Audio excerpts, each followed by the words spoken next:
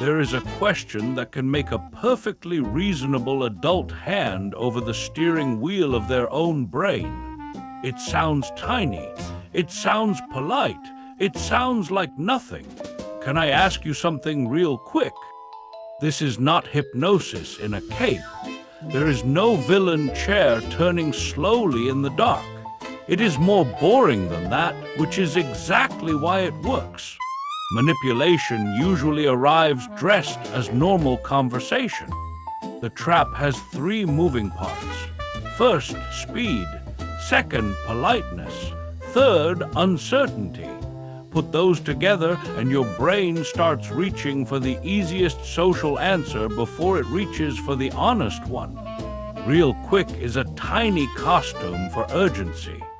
It tells you this will be small, so you should not slow it down. But many bad decisions begin as things that were supposedly too small to inspect. The second the question lands, social pressure starts climbing. You want to be cooperative. You want to be easy. You want to avoid the awkward little silence where everyone can hear your spine trying to grow. Most people do not lose control because they are weak. They lose control because they are trying to pay the politeness tax. They answer too fast, explain too much, and apologize for having a boundary. The first defense is not a dramatic speech. It is a boring pause, 1 second, 2 seconds, long enough for your brain to stop sprinting and ask the very adult question, what is this actually about? Use a question before an answer. Not because you are trying to win a debate, but because you are refusing to enter a room before the lights are on. Here is the clean script. Sure, what is this about? That sentence is small enough to use in real life. It does not accuse anyone. It does not perform dominance. It simply asks the fog to stop being so foggy. If they keep pressing, you script too. I can answer after I know what you need. Notice the trick. You are not refusing. You are putting the conversation back in the correct order. The correct order is simple. Context first, choice second, commitment third.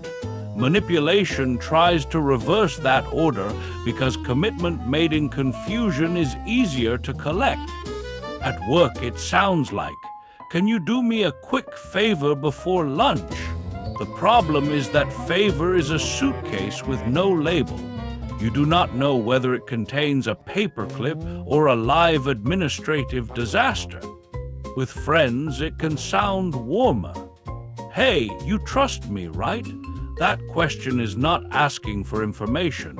It is trying to make disagreement feel like betrayal before you even hear the request. When guilt enters, your body may treat a simple boundary like a crime scene. Heart rate up, face warm, mouth suddenly auditioning for the role of nervous soup.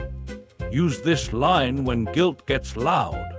I hear you, but I still need a minute. It acknowledges the other person without handing them your steering wheel, your keys, and a complimentary snack. Another version comes wrapped in flattery. You are the only one who can help. You are so good at this. Your ego gets a tiny parade, and behind the parade is a clipboard asking for unpaid labor. The flattery ladder is easy to spot once you know it. Praise, special status, tiny request, bigger request, sudden moral obligation wearing a little hat. Delay is powerful because it separates your identity from your answer. You can be kind and still say no. You can be calm and still not comply.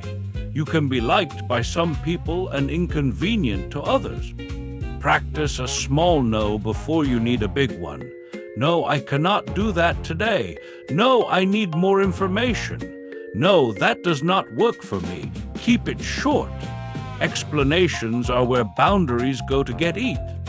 Over-explaining feels helpful, but it often opens new doors for negotiation.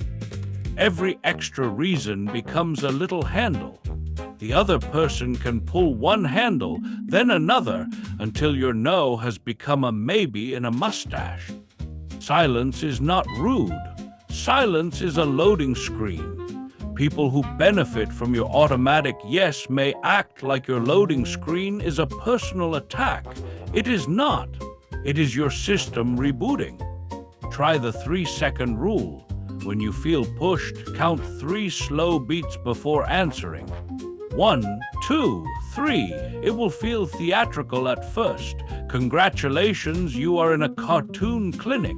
We accept theatrical. So the full defense is not complicated. No to speed.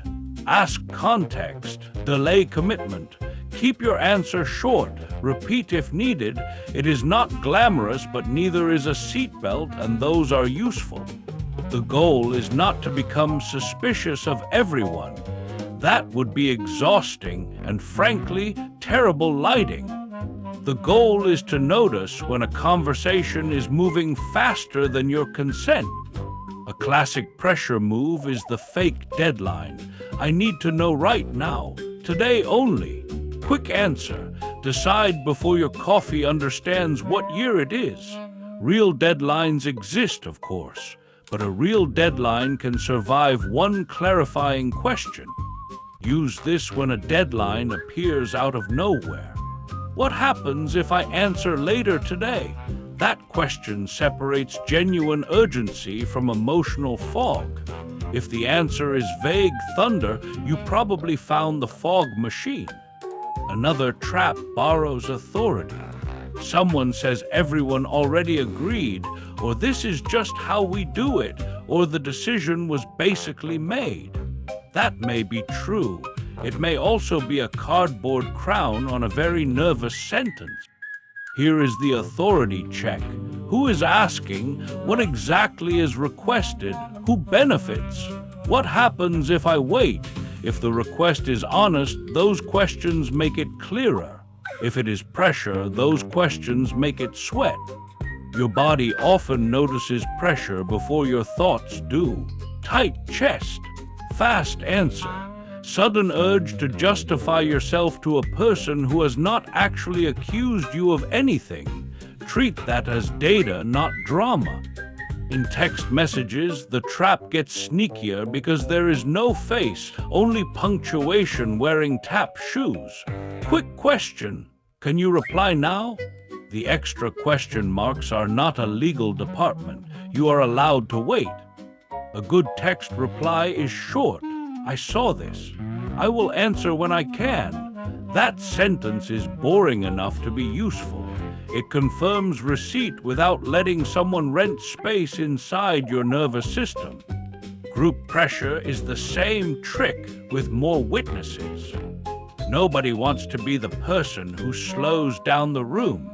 But sometimes the person slowing down the room is the only one preventing the room from walking into a wreck.